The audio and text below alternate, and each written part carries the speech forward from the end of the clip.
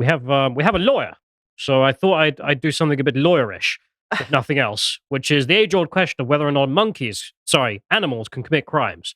I said monkeys because the first example we have is in Thailand, where they want to send 2.5 thousand monkeys to jail because they've been terrorizing residents and tourists, they say. There's probably legal theory surrounding the ability. It's not so much theory. I'm going to recommend a book which I'll ask you to search for, and you'll be able to get the cover.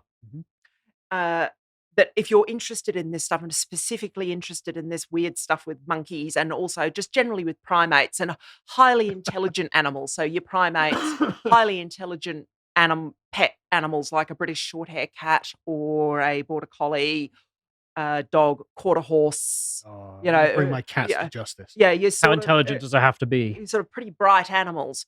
So can they form intent and all of that kind of thing? There's a very good book, and it's called Guilty Pigs: The Weird and Wonderful History of Animal Law, written by two legal academics, Katie Barnett and Jeremy Gans, both at Melbourne University Law School. And what it talks about is how human civilizations have struggled over the centuries to try to work out what to do with smart animals or that animals that seem to have intent. And the two groups of animals that really, really mess with people's heads going right back to and classical antiquity are things like pigs and horses and smart dogs throw them. And the other things that throw them are the eusocial insects like bees and wasps. We're not going to criminalize bees, are we? And termites. Only if they commit crimes. Like that. So you will get extraordinary things. And the two authors describe in Guilty Pigs, that's the name of the book, things like the Catholic Church serving writs of anathematization on an ant's nest. I'm not making this up. I mean, I agree. The cover of the book, which is from an engraving in a French church of a pig being put on trial for murder, the murder of a child. Pigs were notorious for this, apparently, eating children, little children, for the murder of a child. And there it is in the dock, bailiffs, witnesses, lawyers, the lot. So people have got ecclesiastical courts or a thing. Ecclesiastical courts, but it's also a case of not quite knowing what to do with these creatures. And so in the two great lawgiver civilizations, the Anglo-Saxons and the English, treated animals as things, so they never went down this road. I was going to say, I know exactly what the answer to this is. You eat them. And the Chinese solution. The Romans did it, achieve the same effect as the Saxons. They didn't treat them as things, but they treated them as incapable of forming intent. So they couldn't form the mens rea, basically. Yeah. I mean, you're on such silly territory at that point, because then if you've got a pig that is a bit above average, maybe this pig can, and so suddenly you've got an exception to the rule, and the pig's on trial. But can he have the criminal mind? The Romans were pragmatic enough never to fall into that trap. The French weren't. But yes, France. And notoriously, if you read the Barnett and Gans book, you will find that the majority of these trials happened in France. They're completely bonkers animal trials, and also anathematizing weevils and ants and stuff like that. It's in France. Yeah. Strongly recommend if you're interested in this and the situation that you're confronted with. And I'll give you a little bit of information about monkeys, which is in the book, which is very interesting. Oh, monkeys. Well, apart from the fact they're very clever, primates and monkeys are very high in both reactive and proactive aggression. This is two different kinds of aggression. Reactive aggression is the punch up outside the pub sort. Yep. Proactive aggression is plotting and scheming, planning a war. Oh, chimps can definitely be guilty. Yeah. Humans are equal with chimps for proactive aggression, planning and scheming. However, all the other monkeys and primates are much, much higher than humans, massively higher for reactive aggression. Chimpanzees are the worst. Yeah. And so this is why you get, and because they're cute and they're little and and so on and so forth, people feed them, and then you finish up. My sister-in-law is Thai, so I've heard stories about this. And then you get kids getting bitten, and you get going back, look, if we're going to apply the standard of mens rea to here, that monkey knows exactly what it's doing. It's doing it on purpose. Punish him. I love how unhappy she looks as well. It bloody hurts. Yeah, I bet. You're having your hair pulled. But getting back to the monkey news. So just last month, a woman dislocated her knee after a monkey pulled her off her feet in an effort to grab food, and another man was knocked off a motorcycle by a hungry monkey.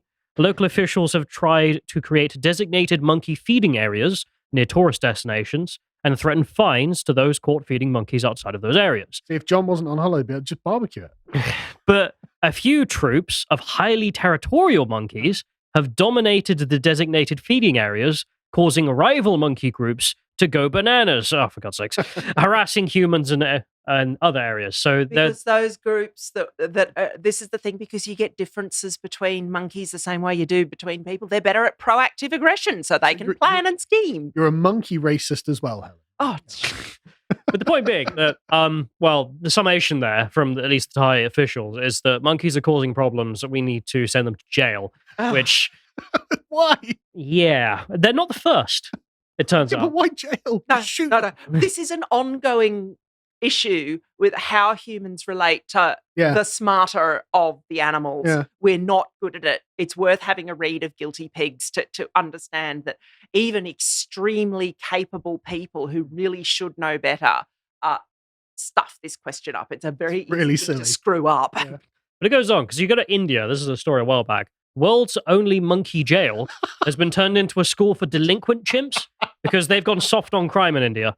They don't believe in deterrence. They believe in reformation. I love about this is it just the distinction in the chimps. Like, no, the good law-abiding chimps are fine. The delinquent chimps are the problem, so we need a school for them. There's Chimp Rene being like, no chimp is born evil. It is society that makes him evil. Okay. Shoot the damn thing. What the hell's wrong with you people? You can't, because they say here. So in Punjab state, there are 65,000 wild monkeys, and it's a small minority. So despite making up... No. The small minority are causing the havoc, so officials decided they would lock them up in a chimp jail, and therefore the crime was actually solved because they got rid of the most aggressive chimps that were causing all the problems. And the reason they don't just put them down is religious belief. Yes. They religiously believe. Hanuman, I mean, this is an important... It's like, it's not as serious as Hindus take cows, and you got to be careful. You can't really say Hinduism. It's just, it's the most diverse religion on the earth. Hinduism is nuts. It's just so insanely varied. But certainly there is a very strong tradition within Hinduism and in the Hindu epics for Hanuman, the Monkey King. And there are lots of different versions of this. That was the basis of the TV series Monkey that people of Carl's and my age grew up with. It's... They're just going to have to bring in the death penalty for monkeys. Like, sorry, these delinquent monkeys have to be dealt with. I just reminded of that quote from the other day. It's like, innocence to the guilty is cruelty to the... It's just this Mercy guy. to the guilty is cruelty to the innocent. Yeah, exactly. Adam Smith knows exactly what this is all about. This monkey deserves his punishment. There's a message to all the other monkeys. He looks sad now, but he wasn't sad when he was committing his crime. No. But the point being, there's a religious belief there. That's the reason you can't actually do anything else but set up a monkey jail. And it's the only one on Earth. But as mentioned, they're now soft on crime. It costs money. So what are you doing with spending our money on a monkey jail? Oh, you must be rich. There's actually quite a cool quote from the journalist who wrote this, who apparently went there. And what happens is the really evil monkeys who have to be locked up, they're rabid. You walk past and they just scowl and sneer at you. It's like, okay, radio. But this reminded me, we've mentioned it before. Historians... Just a quick thing before we go on. Maybe they could charge people to come and look at the monkeys in the jail and call it a zoo. I don't know about that. They wouldn't learn their lesson. They'd become celebrities. So this is Historia Civilis's video about this, which I've referenced before. And this has a lot of cases the same way you were thinking of in that book. Yeah. The first one here being the case of rats who were on trial for eating all the food. And this actually was in France, right? Yes. It was the town of Anton. And this trial went on for months because the lawyer who was defending the rats did a very good job of legal stonewalling to the point that the case was dropped against the rats. I just can't get over there's a lawyer defending rats. Well, you need to read Guilty Pigs. You really do. I'm aware of a bunch of these things. Yeah, I know. You need to have it put in context, and you'll just get to the end of the book and go, that was a wild ride. Yeah. That's the feeling that you get at the end of something like that. When you can physically watch intelligent, capable people as they go down a blind alley and talk themselves into going down that blind alley. Because the best part is the judge. Like, this is the judge represented over here. Yeah. And the lawyer argues, for example, that because his clients didn't show up to the courtroom, instantly they would be found guilty. And he was like, whoa, whoa, whoa, whoa. Well, it's known as a default judgment, yes. Yeah, and he was like, whoa, whoa, whoa, my clients are farmers of a kind, which means that they are given the same due diligence that a farmer would be given, which means he needs to be given a week to get his affairs in order before he can turn up to court because he's busy. And they're like, fine, we'll give the rats a week. I am insanely Anglo-Saxon on this issue. No, it's a pest. Put it down. Well, they turn up a week It's a later. thing. Yeah, It's a thing. It's just a thing. The thing is that because that word is derived ultimately from Anglo-Saxon English. So the Anglo-Saxon thinking has passed into the modern English common law, and this is you can see how the French got hold of Roman law and got the Romans never did it. They were too pragmatic for that. But you can see how the French got hold of Roman law and kind of stuffed it up. Yeah. Whereas that opportunity just never arose in England because the Saxons were too sensible. Yeah, it's just preposterous and makes a fool out of everyone involved. Well, I'll tell you what Laws are happened. for humans. That's it. End of story. I'll tell you what happened next, because of course, after a week, the rats didn't get their affairs in order Oh, and turned really? up to court. can't So, believe the lawyer very cleverly pointed out, well, actually, this is an unfair trial because the streets of Anton, they're littered with assassins who want to kill my client, That's true. the cats. That's true. Yeah. So then they had to give an order to tell everyone to get rid of their cats, and then they And made the problem even worse, of course. and then eventually, after Soft on crime, soft on the causes of crime. after all Typical this left-wing. this legal defense, this left-wing lawyer who was trying to subvert justice by stonewalling, he won in the end. The rats weren't deported back to where they came from, and instead it just carried on. And that's not the only case. I mean, you mentioned I think it's the next one here being the pigs. Yeah. The pigs. Well, we'll get to the pigs actually in a minute. There's another one before that, which is a rooster. Oh yeah. A rooster laid an egg, and this is illegal. No, well, hang on. Roosters can't lay eggs. Well, there may have been another source of eggs Right. Okay. in the same area where the rooster may be staying, maybe a chicken, but that wasn't the case. It was a rooster, we're sure. Right. And a rooster can't lay eggs because that's a crime, because it will cause a basilisk to come out of that egg. The French just live in a parallel world. No idea what they're talking This about. case is in the Guilty Pigs book. I'm So not this going to rooster go laid any an egg. No, it further. didn't. Anyway, long story short, they put the rooster on trial. The No, you defense. don't. The rooster didn't lay an egg. You're not putting it on trial. You're eating it. It's going to be delicious. No. What's wrong with you? Christmas supper. Yeah, exactly. Not even Christmas. It was Sunday roast. It was given a lawyer, and this lawyer wasn't a very good left-wing lawyer. Oh, really? So he actually admitted to the crime and then said, well, you... No, you don't admit. No, the rooster did not lay the goddamn egg. No, he admitted that the rooster laid the egg, but he didn't have the mens rea. He didn't have the criminal mind to lay the egg. Well, how is it a crime to lay The an egg? rooster identifies as an egg layer. I I'm see. sorry, the joke's just. I'm No, but the argument was that chicken transfer. well, the rooster didn't know that the basilisk would come of this egg if we continued down this path. So you can't charge him because he doesn't have a criminal mind. You must send him to an insane asylum instead. The court decided that no, the crime was the crime, and you already admitted to that. So they sentenced the rooster to death by burning. So there's that. In the oven. No, they burned him at the stake. What? Because of course. That's a At least- waste of good chicken. Yeah. And what happened to the basilisk? Uh, French court. I'm curious. Who knows? We lost to time. And the pigs, they trampled and ate a boy to death. Yeah. So it was decided that the pigs were all collectively guilty, must all be killed. It was then decided that there would be a pardon for all the pigs except 3 who were found guilty and sentenced to death. Ah, yes, the ringleaders. The point being, there's a lot of disagreement about whether or not an animal can commit a crime. And there's a kind of weird logic that I'm sort of weak to. I must be honest, when I hear these cases, a part of me is just like, maybe. Because, I mean, you can teach the dog not to do things. So maybe you can argue that it's got a criminal mind. Hang on. I have to intervene here. There isn't a lot of disagreement over whether animals can commit crime. There are normal people who don't believe animals can commit crime. And then there are idiots who are still waiting for the basilisk. Or people in early modern France. Yes. Oh, the idiots. But I'm partially on the idiot side of this. But the argument is that it became the case that even the French caught up to the modern day and accepted that maybe, just maybe, the Anglo-Saxons are a bit right, and the animals are sort of automatons that can't be held accountable because they don't have any free will. But you can kill and eat them. Yeah. So anyway, there's this big old argument, and eventually everyone sort of gets on the page, except the Thai and the Indians, that the animals can't commit crimes. We can't send them to be reformed in jail. That's silly. just eat them. But after learning about all of this, I must say, there's another problem, which may be a bit.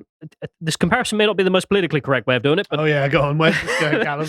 I had some thoughts because it seems to be the case that old French mindset has now become common law for a whole different problem.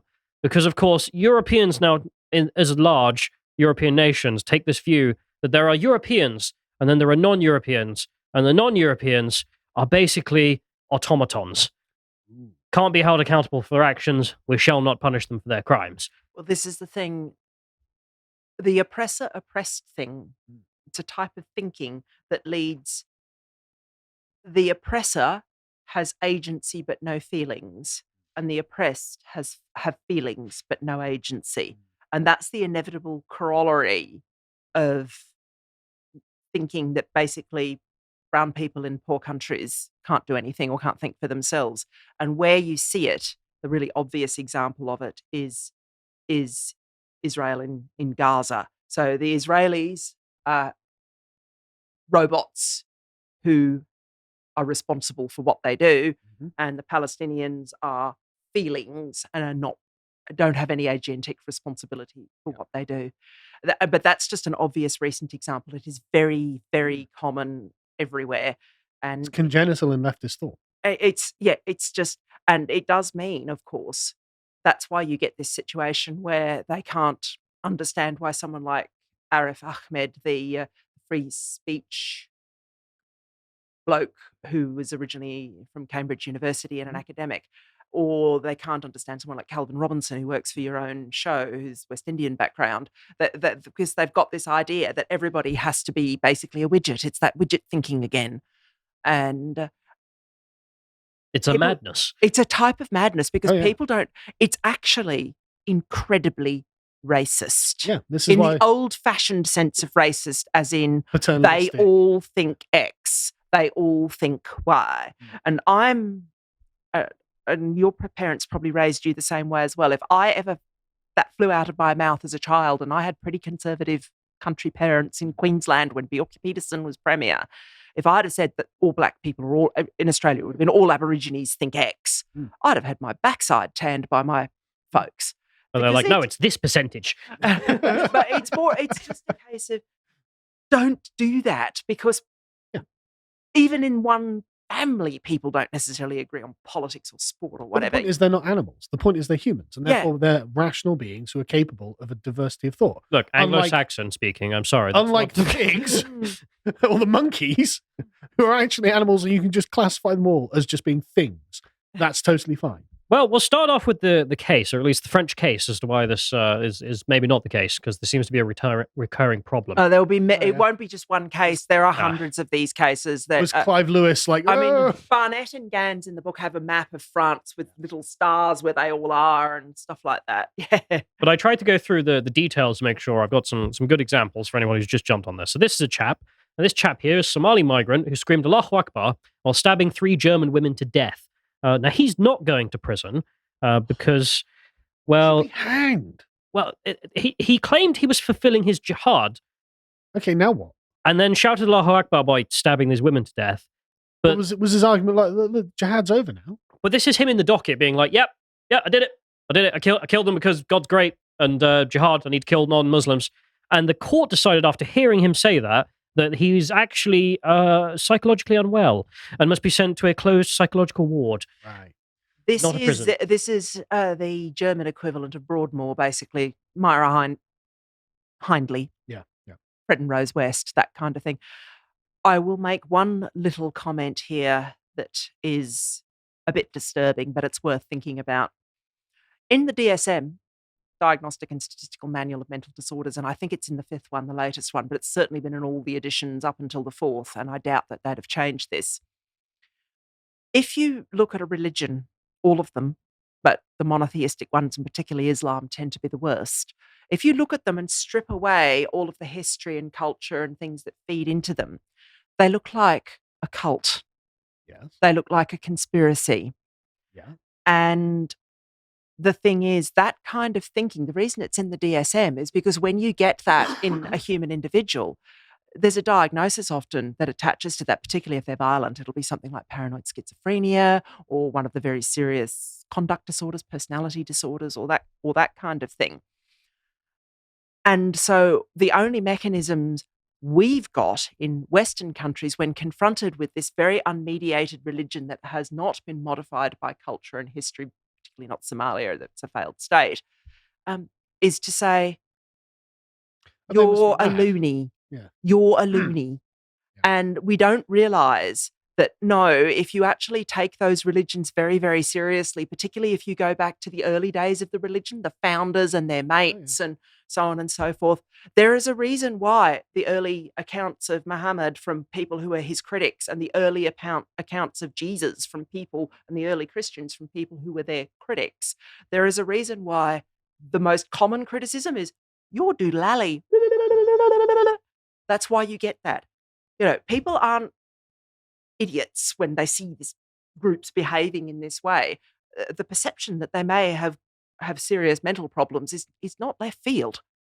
The DSM is not full of nonsense. There's something in this. But there's also a background of highly liberal assumptions that operate on a non-metaphysical plane, which just can't really understand why this person would think what he thinks. And so, if you think that, you're mad. Well, okay, but a lot of people think that. And actually, it's a blindness in liberalism itself. But can he be held accountable for his crimes? Yeah, in any sensible state, he'd just be hanged. So, I mean, there's some other evidence in here that suggests that obviously... Louise Perry uses the expression to just draw out, because I think that's a good observation, Carl. Louise Perry uses the expression about a lot of liberals not having theory of mind. Yeah. And when it comes to people from different religious and cultural traditions, and when she was talking about this, and this is something I've got a reasonable amount of knowledge of, and I actually wrote a piece about it for CapX a couple of years ago now, is people saying that Putin was irrational and he's going to nuke the world and so on and so forth. No. You need to understand. Yes, you can disagree with him. That's all fine. That's a separate issue. It's a geopolitical issue. But he's not mad. No. He's completely rational. He just wants different things. He's in fact very clever. And it's very, very... A lot of people struggle with that. They struggle with it with religion when they see it in an unmediated form. There's this... once again, I'll quote Steve Davies again. There's a serious argument to be made that very, very few modern Christians believe in Christianity the way, say, people did during the 30 Years' War, or Martin Luther did. Or the Crusades. Or the Crusades, or anything like that. Yeah. And even in a religion like Islam, they are starting to develop this problem where very, very large numbers of the adherents don't believe the religion in the same way that they did historically. But the thing is, it's a younger religion, so more of them do. So they behave exactly the same way that Europeans did during the 30 Years' War. You should not be surprised by this. There are just a whole series of liberal prejudices in this that I'm not going to get into now. But anyway, their summation is that this man's mentally ill. Can't take his words. He's an automaton. He's not in control. So they just moved on from that one, even though he's just literally telling you why. So how about religious reasons as to why someone might not be susceptible to their crime? So this is an Afghan rapist who is in Germany. He raped a 16-year-old schoolgirl.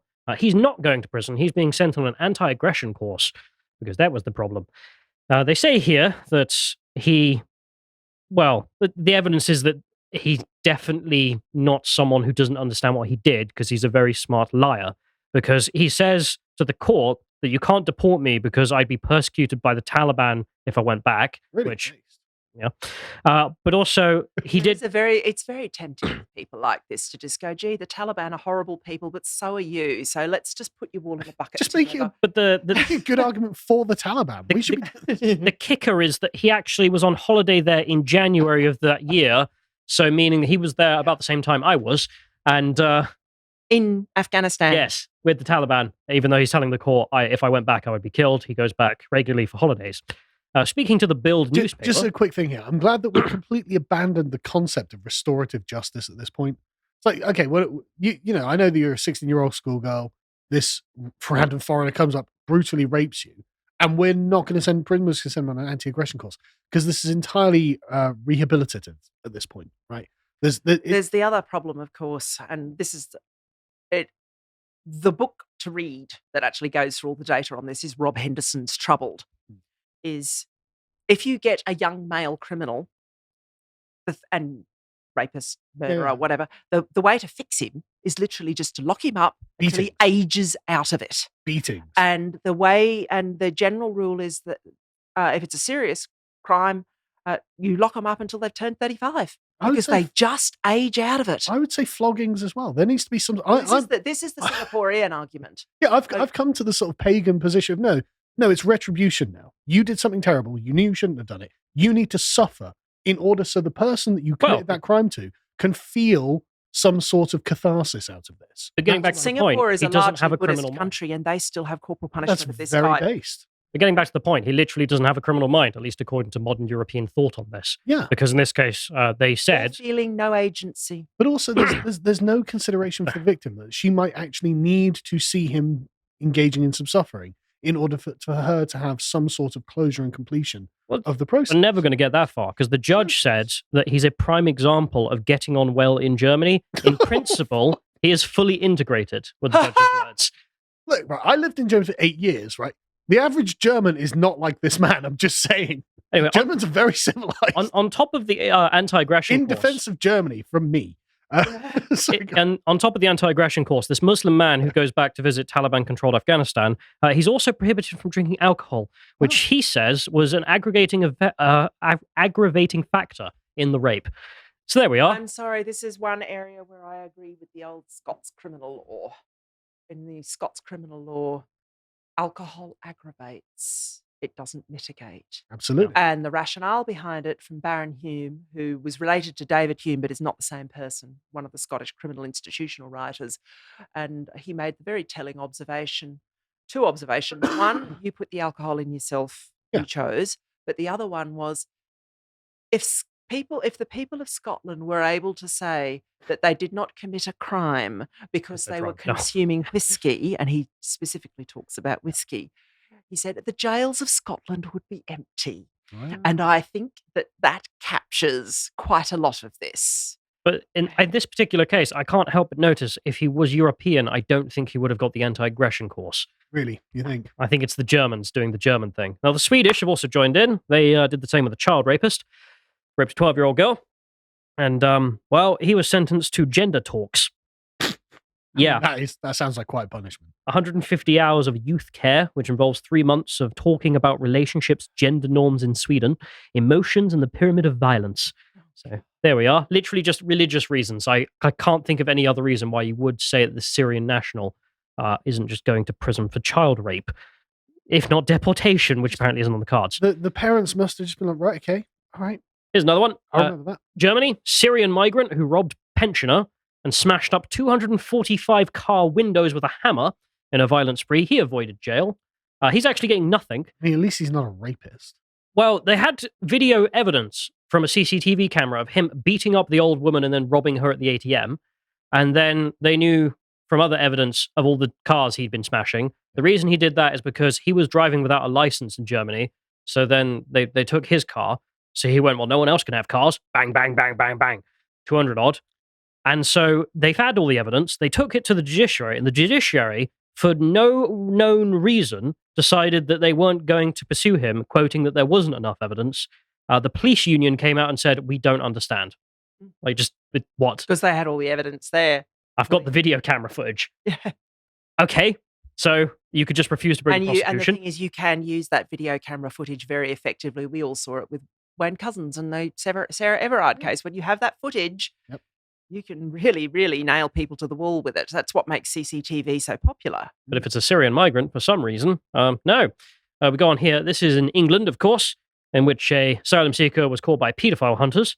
So Abdul Karim over here, he's living in a taxpayer-funded hotel in Leicester. I see these people, you see them on social media. It's not just Twitter. You see them all around the place. And I have the lawyer's problem with self-help, although at least in the UK, because I have to say, because we are relatively disarmed, it's just going to be punch-ups as a general rule. Yep. And people can survive those. Whereas if this started happening in a country like the United States, or even in country Australia or country Switzerland, where rates of firearm ownership are very high, people would be getting shot. Well, Abdul Karim, he thought he was going to go and have sex with a 14-year-old schoolgirl. They got caught by the paedophile hunters, so good lads. Yeah. And then he went to court, pleaded guilty to all child sex offenses that were laid before him. So very much like the rooster, where but the defense lawyer that was given to him said that there must be mitigation because there are cultural differences between Sudan and Britain, adding that of course there is no excuse and he knows he's broken the law, but because of the cultural differences, you must take this into account, and he is not going to jail because of that reason. Literally, but I love how it's literally the rooster. Yeah. Yes, he did commit the crime, but he didn't know the basilisk would come out of the egg. And in this case, well, the French burnt the rooster. We got the rapist, or attempted child rapist, and gave him 30 hours community service. Oh, wow. That will make him not rape children ever again, I'm sure. Realistically, the thing that may make him not rape children again is the fact that I dare say the people who taught him probably gave him a touch-up. I bloody hope so. But, like, when did flogging fall out of fashion in British law? Yeah. The pillory. Yeah, when did that stop? That used to get put on the I know. pillory. When did that stop? So we'll go to the last one here. Why did that stop? This article I've mentioned many a times just because I think it sums up the reason for this. It isn't because those individual cases everyone was eating crayons. They're eating crayons in a different sense. They've taken on this mindset that The Guardian has. Don't know if you've seen this story. This is in Glasgow, and the headline is From Sudan to the Park Inn, the tragic story of a migrant's killing. Was he killed or did he kill someone? Well, he was killed. It was terrible. He was killed by the people of Scotland and their guns. Those people were armed officers responding to him stabbing several people to death. Right. But The Guardian went with the poor migrant. Right. He like it's a short story. He traveled from Sudan and then was killed by the Scottish. This is a good murderers. opportunity to just make the point that Scottish people and English people are really quite different on this kind of thing. And what you are seeing now, where supposedly the party of Scottish nationalism, which has historically been genuinely popular, you cannot deny that, has been turned into a laughing stock by the people of Scotland, is very much an expression of the way Scots do their politics. And that is why you've had that awful speech of Hamza Yusuf about complaining about white people, has had more complaints about it than anything that J.K. Rowling or Kelly J. Keane, Posey Parker, or any of the other Sarah Fillmore or Fair Cop or any of the other people who've been talking about this issue. That is why. And the website that brings it out, and it's worth reading if you've never encountered it before, because it will give you an introduction to what Scottish independence looks like when it's not progressive authoritarianism. And it's a website called Wings Over Scotland. Oh, yeah, and it is full on. It's very funny. The guy who writes it is very witty. But you just suddenly you realize it and you go, gee, woke progressive pushed the Scot too far. Scott went. I don't view the Scottish as actually being a very progressive people. They're not. They're not. They're neither the English, and so, Getting back to the situation, why did I present all this? And I think it was just to make the point that it seems to be that I'm probably on the side of animals can't commit crimes. That's pretty dumb. But the fact that a whole bunch of people in power all over Europe have decided that if you're non-European, you don't have agency, you can't form intent. You're basically the same thing. You have no ability to have a criminal mind. You can't form the mens rea. That's a madness. That's a sickness that has taken over the whole continent, it seems, or at least Western Europe, I should say. But I'll end this off with a laugh, because this tweet blew up, and I don't know if people have seen it. Some woman tweeted out, white people will literally choose a dog over a refugee in a heartbeat. And I just love that the left position now is that those are the same thing, but the right position is... Should be interchangeable. You're going to get a refugee isn't but just no, a Christmas calendar. You're right. Your comment there is correct, because it's the classic case, once again, of people looking at other human beings and saying they're all feelings and no agency, so they can never be responsible for anything that they do. Yep. So it is like having a pet dog or a pet cat. And when people, Gary Lineker is the most famous one, but there have been a number of others who said, oh, I will have a refugee and so on and so forth in my home. And the first time I saw comments, and I could see why they were doing it, because they were being put on the spot, because they were posh, which is fair enough. But it was very much a case of, my God, this reads like the old RSPCA ads where they would tell you that a dog is for life and not just for Christmas. And I thought that years ago, and now it's becoming really, really, really obvious. And it's all about, they all think the same. They can't take responsibility for intent. It is treating entire classes of people from poor countries as though they lack the ability to think. They're not humans like They're you not and me. humans like you and me. They can't think independently. They can't think for themselves. They don't have agency. But anyway, that was that. That was the whole reason for that, which is the layout that, yeah, they really don't think they're human. I don't know if I can make it any more clear. If you appreciated that episode from the podcast The Lotus Eaters, you go to lotuseaters.com. There's fucking videos on there, in there. Anyway, they go to Twitter, follow us. That's all.